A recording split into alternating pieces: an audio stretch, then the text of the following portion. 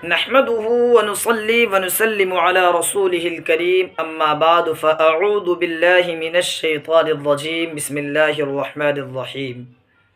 وجعلناكم امة وسطا صدق اللہ العلی العظیم۔ محترم ناظرین کرام، آج کی اس مختصر سی ویڈیو کے اندر میں اس بات کو لے کر حاضر ہوا ہوں کہ ہم یہ جانیں کہ اہل سنت والجماعت احناف دیوبند کا شب برات کے تعلق سے کیا عقیدہ اور نظریہ ہے۔ تو یاد رکھیں، شب برات کو ماننے اور نہ ماننے کے سلسلے میں کچھ لوگ الحاد کے شکار ہیں اور کچھ لوگ بدعات کے شکار ہیں۔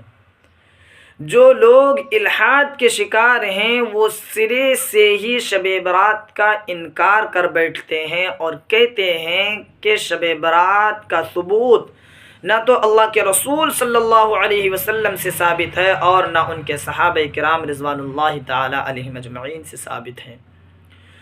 اور جو لوگ بدعات کے شکار ہیں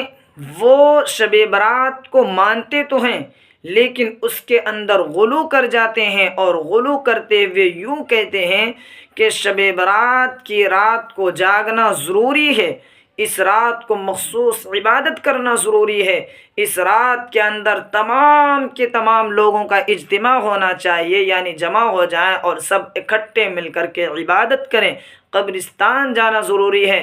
حتیٰ کہ یہ لوگ آتش بازی یعنی پٹاخہ بجانے کو اپنا حق سمجھتے ہیں اور اپنے آپ کو اس کا مستحق جانتے ہیں۔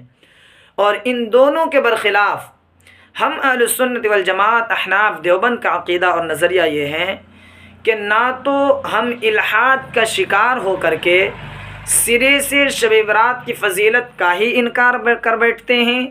اور نہ ایسا ہے کہ ہم اس کی فضیلت کا اقرار کرتے ہوئے اپنے آپ کو غلو میں ڈھکیل دیتے ہیں،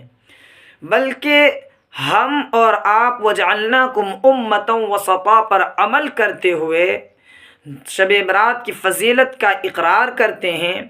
اور انفرادی عبادت کے قائل ہیں، اور حسب استطاعت اور توفیق باری تعالیٰ کے مطابق جتنا زیادہ ہو سکے زیادہ سے زیادہ ہم عبادت کرتے ہیں،